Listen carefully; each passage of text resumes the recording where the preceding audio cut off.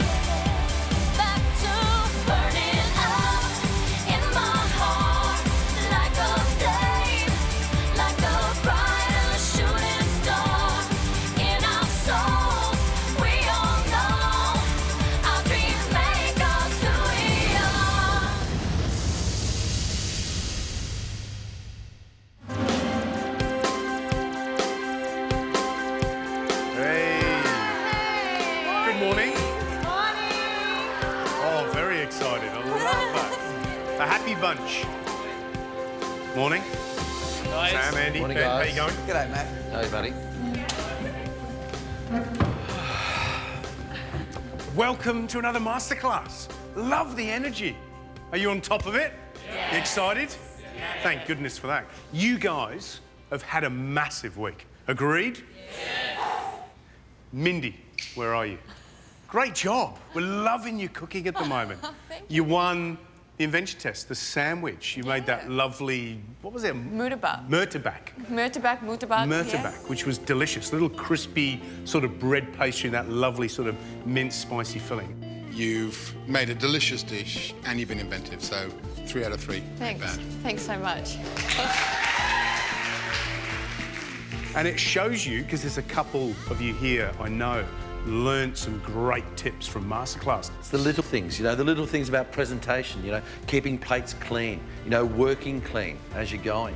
The presentation, especially in those immunity challenges, is so important because you're coming up against chefs that are seasoned chefs, and it's all about the presentation for them. So that's the good stuff. But what about the not so good stuff? We lost 2 people this week, Lydia and, of course, Matt. Emma? Lost a mate, didn't you? Yeah, I was gutted that Matt left yesterday. You know, we were close in the house and it's really going to be noticeable not having him around anymore. But you're still here. Yeah, and it's a really great feeling still being in the competition. Yeah, it's all very well to have empathy for other people as they leave, but this is the linchpin. Time to get down to business. So pay attention, you lot. Well, Matt's going to pop out for now, and I'm going to cook one of my mum's finest, her lamb stew and dumplings. You know what we're always running short of, always running out of, whether we're in the MasterChef kitchen or whether we're at home? Time. Time. It's pretty obvious, isn't it? It's task and challenge always in this kitchen. Something I learnt a few years ago, and something you might be able to remember maybe with your parents, your mum or your dad. I don't know who cooked in your house, but there's a little trick in a domestic cook's world, and that's called a pressure cooker. I love this thing. I love this. And what a pressure cooker is a pressure steamer. And the reason it's funny for me is because Mum always used to cook in there, and then when I became a professional chef, I went, pressure cooker, what a load of old rubbish. And then when I had my daughter, trying to, you know, for the parents amongst you, trying to juggle getting the kids home from school and cooking them dinner and cooking those dishes you want to cook, especially during the winter, you know, like a spaghetti bolognese or a nice stew, becomes almost impossible. And you've got two choices at home, pressure cooker or a slow cooker, the crock pot. Mario? Yeah. You've used a pressure cooker a couple of times. Oh, look, good Mixed and bad. results? Yeah, good and bad. The meat turned out beautiful, but what I found out now is that I didn't use enough liquid in there and the bottom of it burnt. All right, let's get stuck into the stew. And remember, this is my mum's lamb stew recipe. So it's very basic, very simple. So first up, what I've done is cut the lamb shoulder into large pieces, all right? So we're looking at a couple of inch dice here. But that's, you know, you can grill, you can roast a lamb shoulder, but you've got to do it slowly. We've got to bat it out, you've got to tenderise it, or you can stew it, braise it, like the leg. But the shoulder in preference to the leg, slow cooks and braises brilliantly well. And then all we're going to do is just season that quite heavily. We're going to use pepper and a good amount of salt as well, okay? Just toss that together. Remember, it's like making a sauce. You're seasoning at every level to develop flavour. So let's put a little bit of oil in this pan and a little bit of oil in the pressure cooker. So this one is for the lamb. What I'm doing is getting both of these pans hot, all right? Because remember, you're in a hurry, okay? And remember, caramelisation is key to flavour, not only with the meat, but also with the vegetables. Because what you want are the sugars from the meat and from the vegetables to tinge, go golden brown, and give you that sweetness, all right? In the pressure cooker, because we've got the meat sealing off in the other frying pan, you can add your vegetables. I've got 2 onions, 2 carrots, reinforce that with a little bit of salt and a little bit of pepper. So you're just reinforcing the seasonings.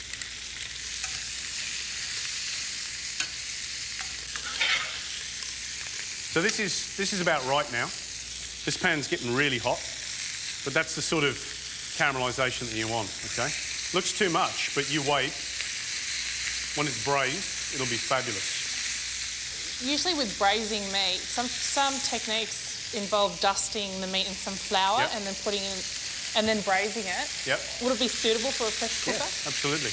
It really depends what you've decided you're going to thicken your final sauce up with. Well, that's right. You can use a little bit of corn flour. You could just reduce it, which is what I do.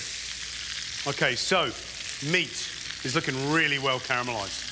Maybe a little bit beyond what you think you should, but guaranteed that'll give loads and loads of flavour to the braising sauce, all right? Vegetables, well caramelised now. Plenty of flavour in there, plenty of colour. And then what we do is just pop this meat into the pressure cooker. So what I'm going to do now is just going to strain off that oil. If there's any sediment in the pan, like that, just going to add a touch of stock just to deglaze or lift off any flavour or sediment that's in that pan. Number one, it makes it easy to wash up. Number two, it's doing something more valuable to the stew, and that's adding flavour. All right, you can deglaze that with water or wine, and it will taste amazing. All right, meat and vegetables in the pressure cooker. Got about 1.5 tablespoons, 2 tablespoons full of tomato paste. Be careful with this stuff because it's really strong. I tend to, in most of my braises in the restaurant, not put any tomato paste in at all, especially if it's a red wine braise or something like that, because it tends to give you this flavour in the background that you don't want. It's not as clean as you want it to be. But this is home-style tomato, very rustic, basic stew. All right? We've also got some nice fresh aromats. You can tie these up into a little bundle, or you can just pop them in as they are. It depends whether or not you want to fork through and pick them out. I'm also going to put a couple of parsley stalks in there too. All right? And I cook that tomato paste out just so it just starts coming together and smells good. Let's put in these deglazed juices from the pan. I'm going to add fresh tomatoes as one of the components in the dish. And there's just that little bit of stock that we use to deglaze the pan. Now the rest of the stock. For 1 kilo of meat, it's going to take about 1 litre to 1.5 litres of liquid. So we're just going to pour that in and then crank the gas up to high and bring it to the boil. Bringing it to the boil for me is important because it gives you control when you put the lid on. It's already up to temperature, it's already creating steam, which is once you put the lid on, is going to create that little cocoon inside there and keep it cooking. Another little thing that you might find a bit weird is I always wipe the pot around, and that stops anything that's flicked up onto the pot while you've been sealing stuff off. Maybe it's burnt, dropping back into the stew. That's up to the boil. It's at this stage, and then pop the lid on.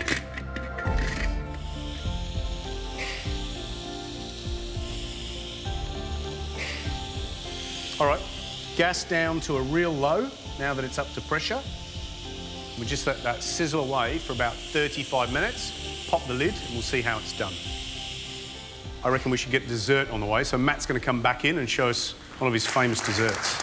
I could smell something nice, Gary. Yeah, it's Mum's lamb stew. It's just cooking away Mum's there. lamb stew would go perfectly with what I'm going to do. Vanilla bean panna cotta with a cherry soup and just some fresh cherries as garnish.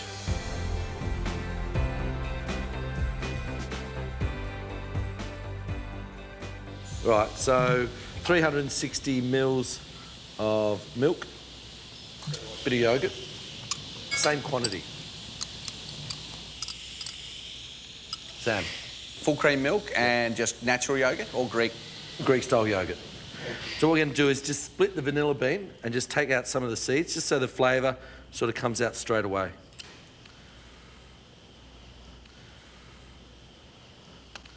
Right, so we just bring that to a simmer. We don't let it boil, yeah? A little bit of sugar in there too, yeah? So it's about 85 grams of sugar.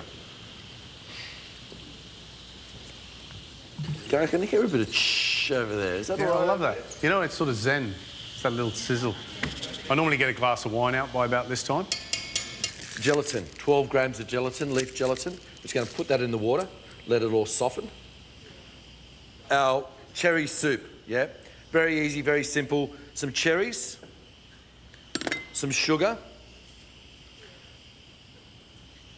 Basically what we're going to do is put that on the heat. Now I'm just testing that, that's warm enough. So we've got our panna cotta mixture just before it boils, so just simmer.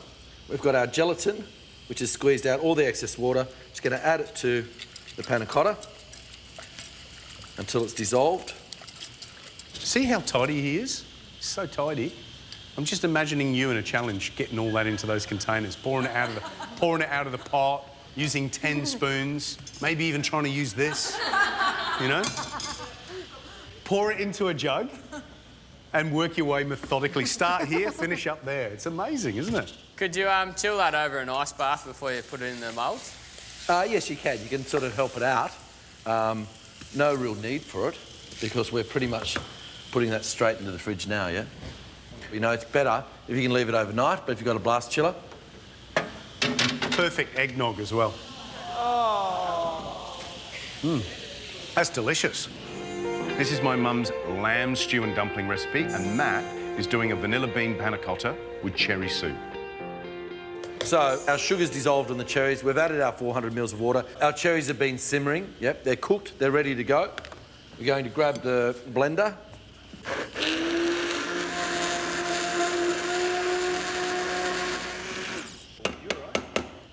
All right, guys, we're going to add our little sweet wine, red sweet wine, to it.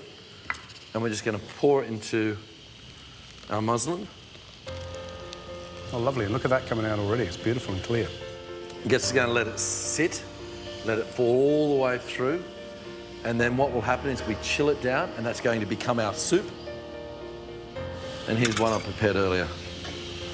You can see that, how clear that is, yeah? It's just pure essence.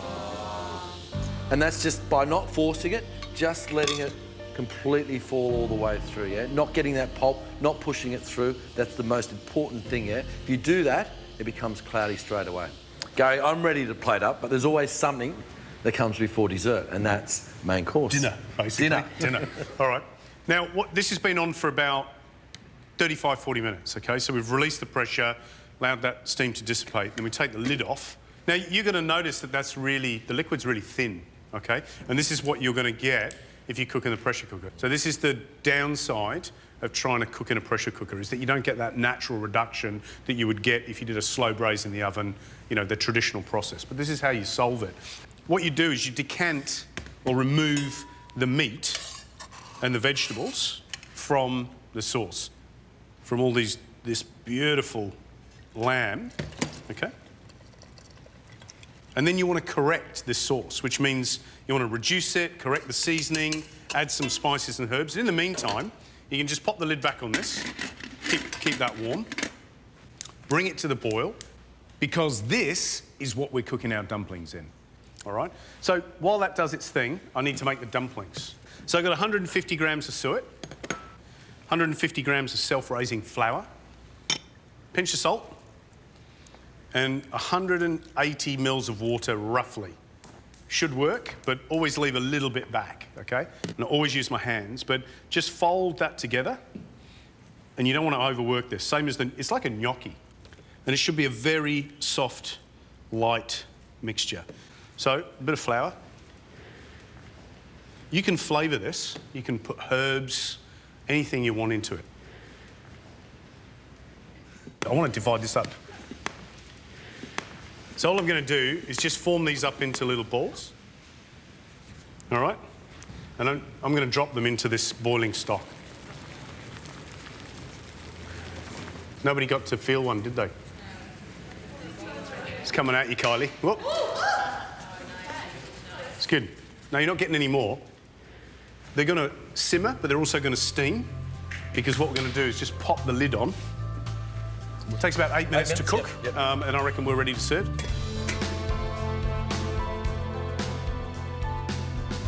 So dumplings have been cooking for about 8 to 10 minutes. So they're done. So what I'll do is take one of these ginormous dumplings. It's nice. It's nice. It's the shape of a heart. Huh? Oh. He's sending me a little bit of love. So that's it. That's the main course, lamb stew.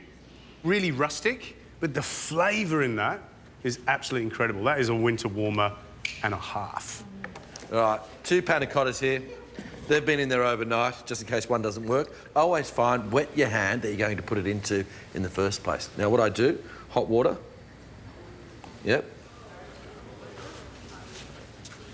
Now, it won't stick to my hand because I've had water on it, yeah?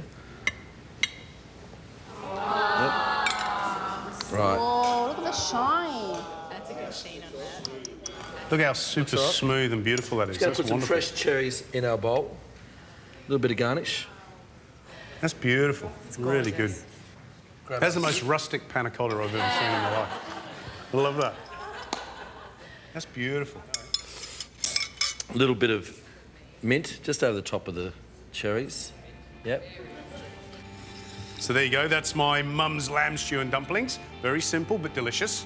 Beautiful vanilla bean panna cotta with a cherry soup and fresh cherries.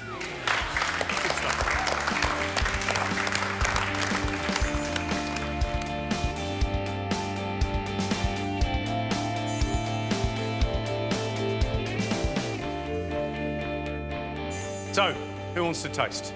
I think you should give Emma a taste because she lost her boyfriend. Emma? Emma, get up here for losing your boyfriend. And Andy, you can come up here. Andy, maybe you'll be her new boyfriend, yeah? Up you come. Emma. Right. Panna cotta for you, Emma, and I think you should go stew and dumplings. Thank you. Beautiful.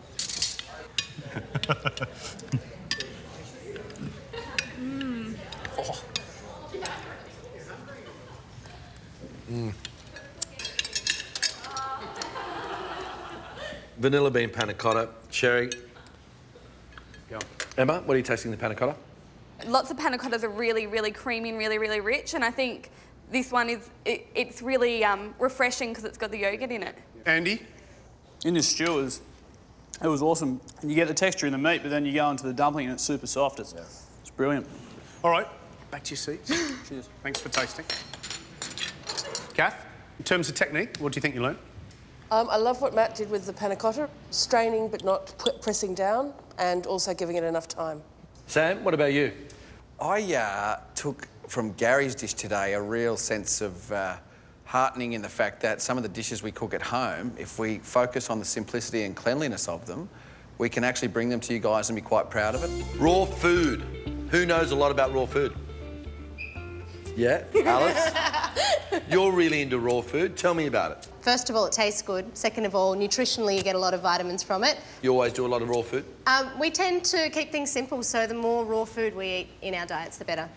Raw food, that's true. It is so good for your digestive system. And it's so easy. You don't need a stove, you don't need an oven, you don't need a fire. You can just whip it together really, really quickly, and people love it. So what we're going to do today is 3 styles of Asian salads. We're going to use tuna in a Japanese style. We're going to use prawns in a Thai style, and we're going to use scallops in a Vietnamese style salad.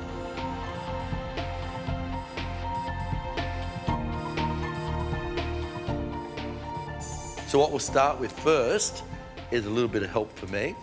I think it's only right. The person that should be coming up here is Alice. Come on, Alice. Right, now, what we're going to do is make our 3 salads, and then we're going to plate them up on one plate as an assiette style. Yeah. To start, I'm going to do a Vietnamese style salad using fresh scallops. First of all, we need to make a dressing. Components: salty, sour, and sweet, yeah? Always with Asian style cooking. So we're going to get some chili and some garlic. What I want you to do, Alice, is actually chop those nice and fine. First of all, we've got a little bit of palm sugar, a little bit of fish sauce. The fish sauce is the seasoning, yeah? Most of the time, it's equal quantities. So, Alice, your knife skills, I've noticed, probably aren't what they should be. Can I give you a little bit of a tip? Yes. When you're actually cutting, what you're doing is you've got your fingers out there, and that's a perfect opportunity to cut them off, or the ends. What you really want to do is keep the fingers out of it, yeah? Mm-hmm. So, and you're just sliding the knife down your knuckle. Mm-hmm. Not bringing the knife too far up so you can cut your knuckle off. And just going halfway. Mm-hmm. Once you're halfway, you turn it around the other way and you go from the other end, because it's much easier to hold than when it gets really small. So a little bit of garlic into our palm sugar and some fresh lime juice. So about equal quantities of the palm sugar. So let's put a little bit of chili through it. Really, really fine. Right, just put that into our dressing. Right, so we're just going to mix that together. Do you want to taste it? Mm-hmm. Just going to knock your socks off. Mm. Oh, I like that kick. That's good. Right, guys, there's our dressing. Very simple, very easy. Now our salad. What I'm going to get you to do, Alice, is just come over this side and pick some coriander and pick some mint. What I'm going to do is get some scallops, and we're going to slice them really, really finely. They're just a couple of millimetres thick.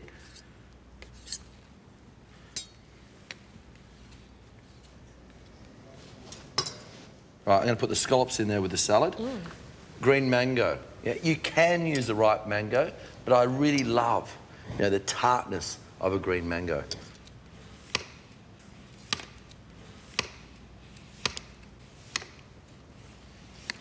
So what we're going to do is julienne this also, nice and fine. Mm-hmm. So it really does expose your knife skills, doesn't it? It sure does. I'm glad I'm doing the picking then. So a little bit of mango in there. Add some bean sprouts to it. All right, guys, some little cucumber. You can use a mandolin, but what we're going to do is just do some nice strips.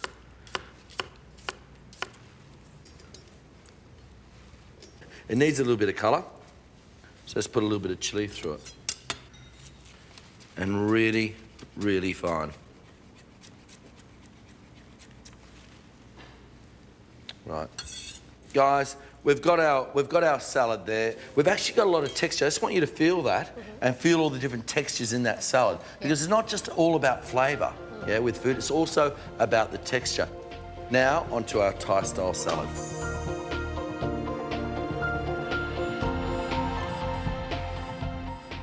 Rather than marinate our whole prawns, which will take quite a while to get that acidity and to actually start to cook them in the lime juice, we're going to slice them up a little bit. So Alice, what I'm going to get you to do is just to cut them, not into complete straight down, but just a little bit on an angle, yeah? Cool. So say in about 4 or 5 pieces. How are the prawns, Alice? How many's there? Perfectly. There's one more left to One go. more? Right, now to marinate it, fresh lime juice. Now you want enough lime juice to completely cover it. You'd like to sit that in there for about 30 minutes. The acidity is cooking the prawn. Now for our salad, we've got some shallots, and we want to do it really, really fine. Yep. Right, I'm going to put that in with... I'm going to put a bigger bowl so we can see what's going on. Put that there. We're going to put some young coconut into our salad. Now, for our little dressing, we've got a little bit of minced lemongrass. Yeah? Make sure you use the tender part down the bottom. Don't use this bit on the end because it's really stringy and really tough. So there's 1 teaspoon of minced lemongrass. There's 1 tablespoon of palm sugar. Add a little bit of coconut water to it to dilute it. And we're going to add a little bit of ginger to it. So we're just going to mince a little bit of ginger, about a tablespoon. So what's it missing? Salt. Saltiness, fish sauce. About 2 teaspoons, I'd say. Maybe go a little bit less and then just try it because you don't want that saltiness to overpower it. Do you want to try a little bit of that? Ooh. It really, really needs that acidity. So we'll just let it sit there, let it infuse. What are you getting on that taste? A lot of fish sauce. A lot of fish sauce, yeah? It's quite salty. So it really needs that acidity. All right, same thing again. We want some chilli in there.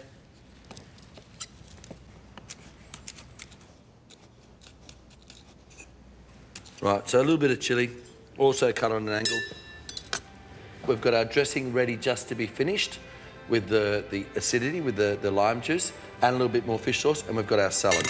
So let's clean up and go on to our Japanese-style tuna. We're doing our raw food salads. We've got our Vietnamese, we've got our Thai, and now to do our Japanese.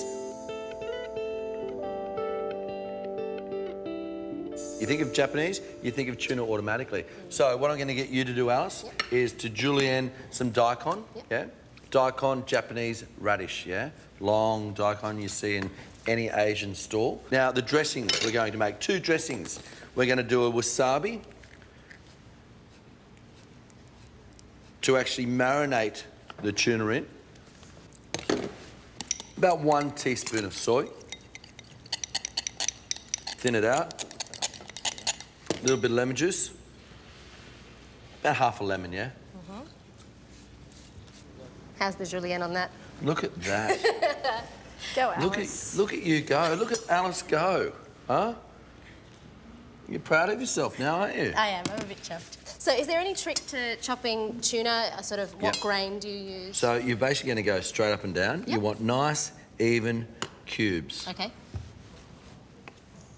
Nice and even. Cool. Yep. Yep. Go for it. Thanks. Right, so there's our first dressing done. Our yuzu puree, a little bit of mayonnaise.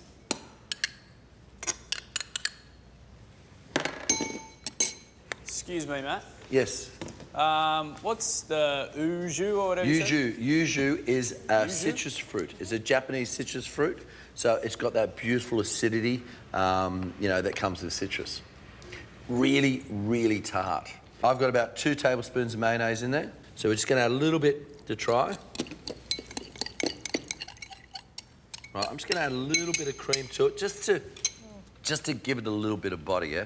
And this is a thickened cream. It's just about a tablespoon. Right. What do you think, Alice? Andy? Yum. Come up for a taste. That Kewpie, it's gorgeous. Kewpie, yeah, Kewpie mayonnaise. Kewpie is just a Japanese mayonnaise, and you can get it in most supermarkets. Yeah, it's really good. It's good? Yeah. Yep. It's got a nice like amount that of real acid. citrus flavour. It's Yeah. really intense. Yeah. I like to mix Kewpie with wasabi and just have that almost sashimi. Absolutely. Delicious. What'd you taste there, Andy? With the uju first, then you get the mayo, and then the citrus from the uju comes back. Yeah, yeah. Right, now we've got our diced tuna, yeah? We're going to marinate it with the wasabi. Daikon. Just mix that through. Yep. And the daikon gives it that crunch, doesn't it? Daikon gives it that crunch. I love daikon. Daikon's one of my favourite vegetables. All right, guys, plating up very easily. Let's just finish all three of them. Let's go back to our Vietnamese. We're going to add our dressing. Mix it all through. Yep. Our little sesame seeds, guys. Just in the middle. There we go. Alice, let's see how you would plate this up first, and then I'll go after you. Remember, it's a sharing plate of all three. So something like that, and then I've got the little baby herbs that can go on top.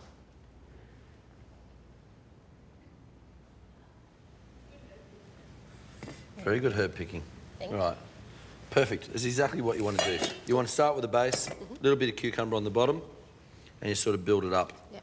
Making sure that you've got a little bit of scallop all the way through. Right. Next, our Thai-style salad. Prawns, no moisture in it, into our salad. Can you overcook something when you're using an Yeah, acid? absolutely. If you let that sit in that acid for too long, it will overcook it, yeah? It'll turn tough. All right, so we're just going to dress it. And this is a beetle leaf, yeah? Thai-style beetle leaf. It's great to serve things on it. You pick it up and use it as a sandwich. Yeah, exactly what we're going to use this for. What are you thinking, Alice? I'm thinking that I want it to be like a little sandwich, almost like a little Sancho bao. All right, I'm going to start mine. I'm going to get lots of that prawn in mine. I'm going to add a bit of prawn to mine then. Right, last thing. Some nuts. Just on top. Same thing again, yeah? For that crunch, for that texture. So important. Alice, you're looking pretty good there, I'd say. Thank you. Yeah? Yeah. Right, last one, guys. Japanese, our tuna. What you need to do. A little bit of shisho through the middle of it. Yeah, it's just a herb. Japanese herb. It's beautiful in Japanese cooking. What's it like? What would you... It's quite, how to explain it? It's not a bitter flavour, but it's a very strong flavour. Yum. Oh, wow. The colour through that is beautiful. You know, these sort of tasting plates are just so great to do at home. You know, you get the best of everything. You get all this beautiful seafood and you get all these different cuisines. Yeah? Right. Yum. I actually like a lot of mine. Yeah, all the way over. Lather it in. Oh. Anything you can do. We've got a little bit of seaweed on top. That looks like a Christmas tree, doesn't it? Huh? So guys, there you have it, our raw food. 3 different styles of salad. Our Vietnamese, our Thai, and our Japanese.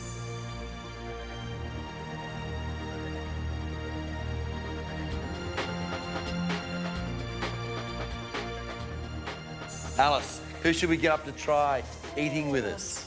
I'm not sure, Matt. Who's been paying most attention? Amina, come up. Yes. Awesome. Yum. Go for it. Oh, okay, well, thank you. So I'm going to go for the yuzu.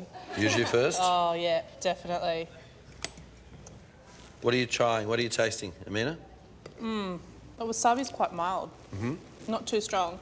Try the prawns.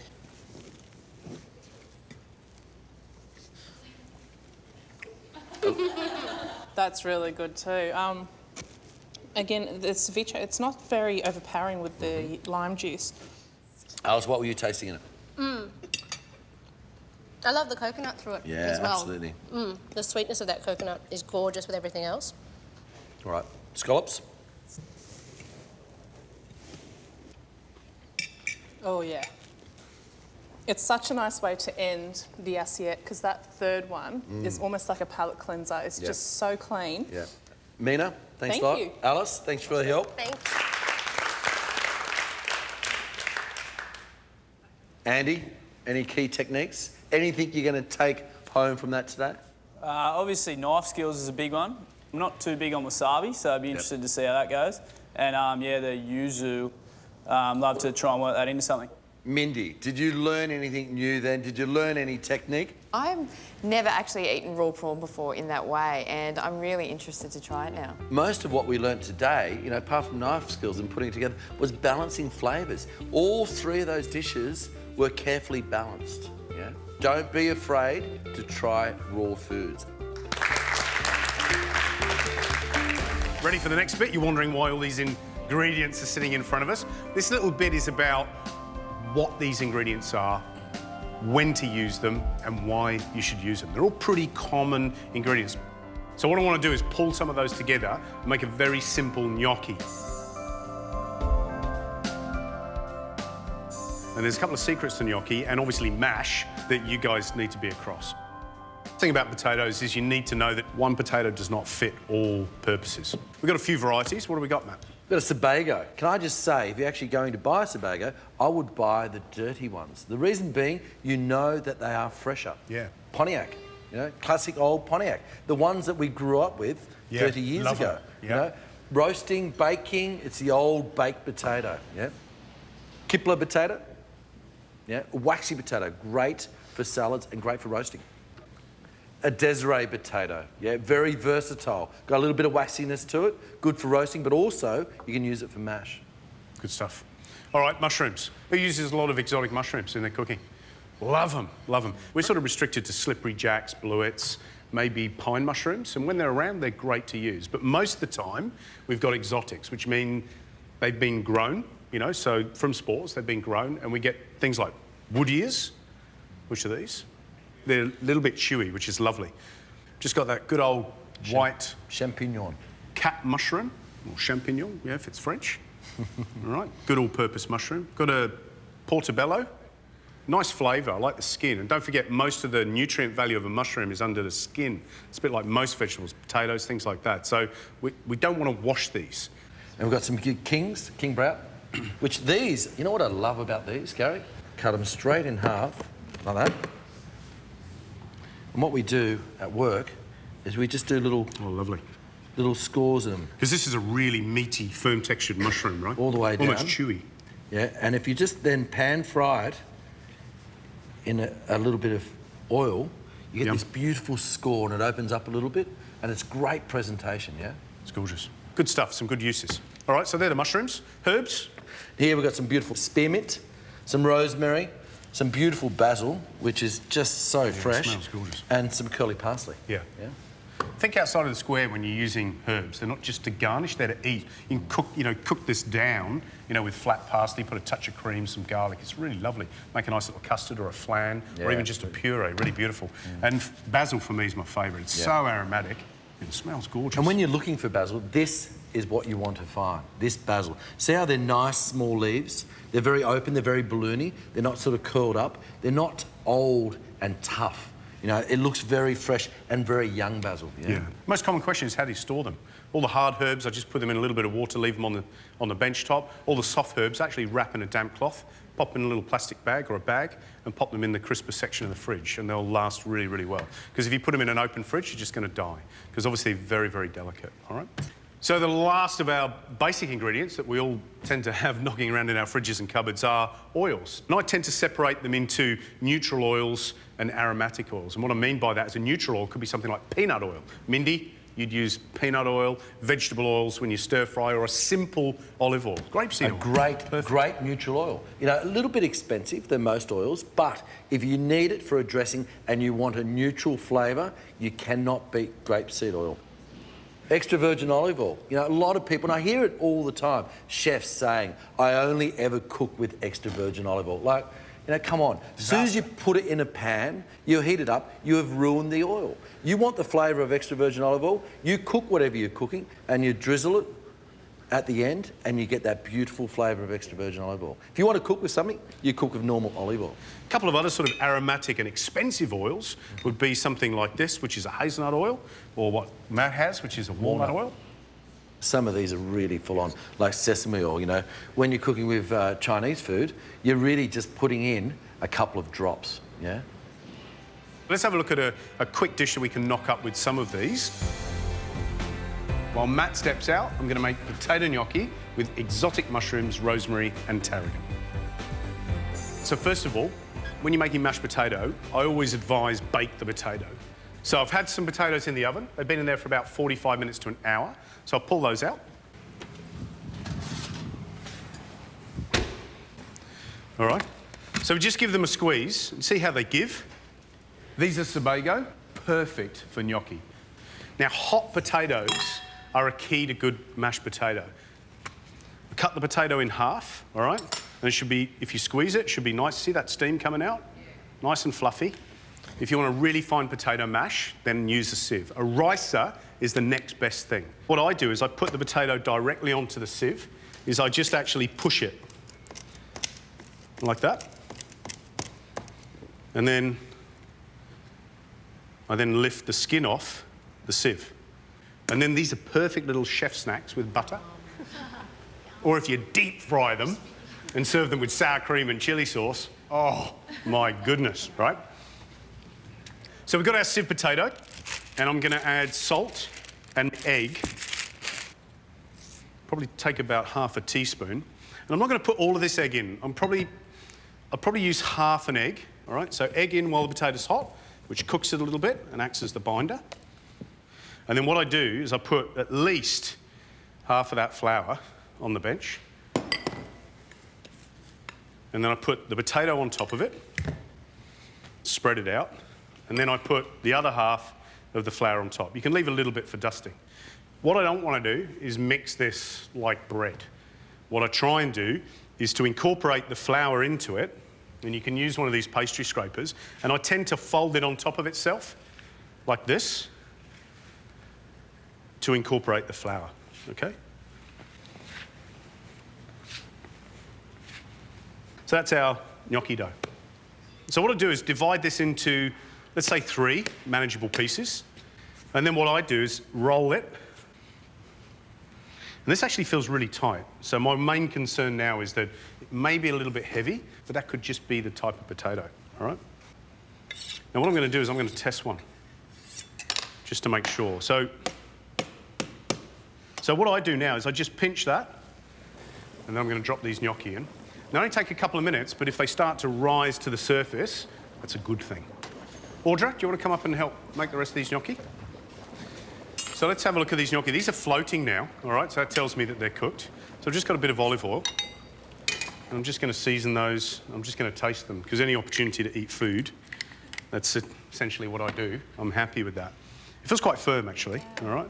But I want you to just work along and make these little shapes. Let's have a little... You work, I eat. Yeah, I'm quite happy with those. I think it's a nice, light gnocchi. Yeah. Could be a little bit lighter, but we just adjust the flour for that. But I reckon that's pretty good. See, I never knew what a perfect gnocchi tasted like. That's really good. You like that?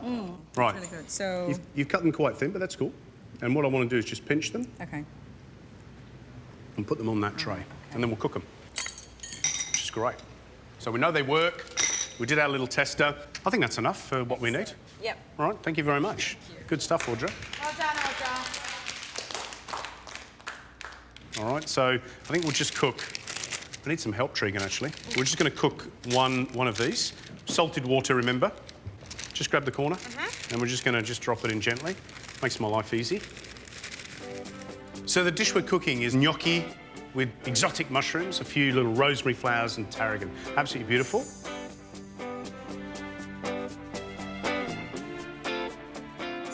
So we're going to pop the pan on and then pick some of these nice mushrooms. And I think I'm going to use a king brown. I'm going to use a few of these Namiko.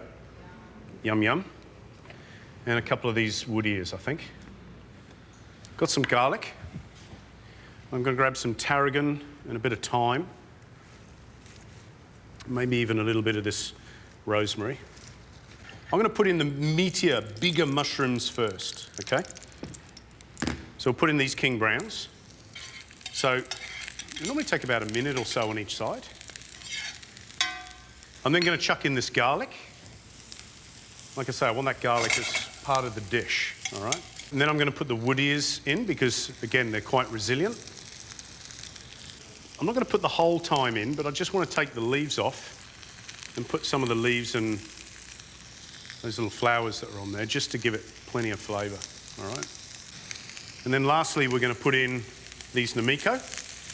So what I'm going to do now is I'm going to drain that gnocchi and then I'm going to fry the gnocchi as well. Mushrooms are having a party in that pan. Sounds good. That's the wood ears popping in there. Ooh, hello. Nice, huh? Just going to put a little bit of butter. I'm not going to put too much in. Just going to put a couple of knobs in there and just let it froth around the mushroom. All right? So we'll just take those out for a second while we cook our gnocchi. All right? So if you don't have a non-stick pan, you can use this little trick. You can take a piece of paper. It's about the size of the pan.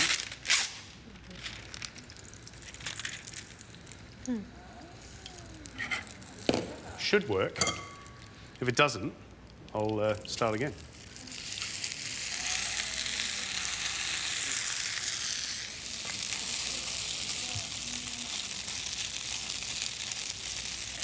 So it's working.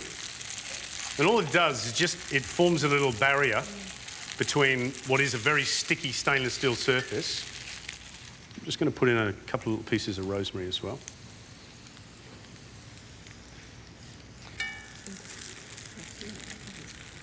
We now can put our little blobs of butter in. All right, you don't have to put this in, you can just keep it as an olive oil. And then I'm just going to take that paper out.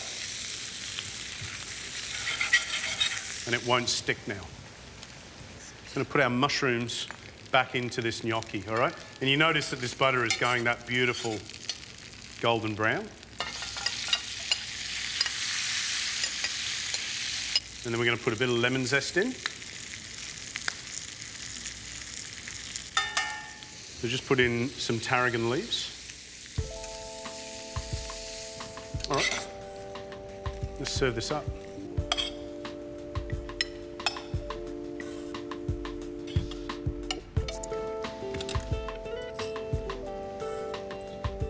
So there you go, that's my simple potato gnocchi with exotic mushrooms and a few rosemary flowers and tarragon.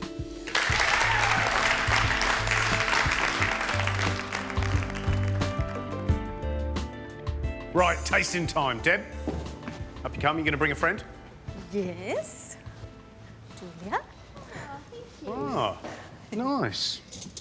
I'm starving too. Can I have a bit? Oh, that mushroom's incredible. I haven't even got to the gnocchi yet. The mushrooms are so textural. Nice, aren't they? It's beautiful. So what do you taste? The gnocchi is so soft, and combined with the different textures of the mushrooms and the flavours and the herbs, it's great. Right, you happy with that? It's delicious. Thank you. Right, guys. TK, what did you take out of that little masterclass? That you can work with so little ingredients and make a really creative and fancy dish. Jules? Yeah, I think the same, like just using simple ingredients and creating something amazing from it. Okay. Had you made gnocchi before? No. Can you make gnocchi now? Well, yeah, you made it look pretty easy, so I'm definitely going to give it a go. Hard, can it? So that's some ammo for your bag of tricks, and I want to see you use them.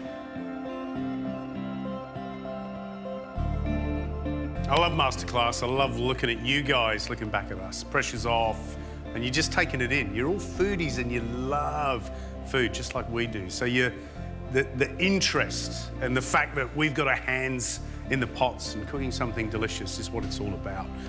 But let's go and have a little drink and something to eat. Come on. Upstairs, guys. You're going to get it. Oh, red wine. Oh, look at this. That's class. Oh, nice. Oh. Oh. Yeah. Starts. I'll have a white. Oh! This is like the best spread ever. This is amazing. Anyone like some buffalo or yeah, some go truffle? What cheese is that? Big mouthful, darling. Does anybody want a piece of cake? Yes, please. I won't say no to sweets. Oh, I'm mixing. Isn't it wonderful that we've got this beautiful spread? And isn't it wonderful as a bunch of cooks we can all get together and think and chat and do food? Yeah, There's nothing better in life. Cheers to that. Cheers, guys.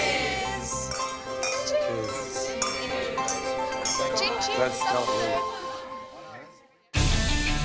Next time on MasterChef Australia. We start the week with something traditional, a classic. A super-sized mystery box will see the toughest cooks crumble. We like them sweet or savoury, but today, they must be sweet. Then it's the ultimate Mexican standoff Don't forget, we want the whole enchilada. in a prickly invention test. I'm thinking beans, I'm thinking spicy. I don't really know. Ándale, ándale, ipa, ipa! Ay, caramba. And the three least impressive will be up for elimination. I was extremely confident when I found out we were doing Mexican. Couldn't be happier. Oh, mate, this is going to get very, very interesting.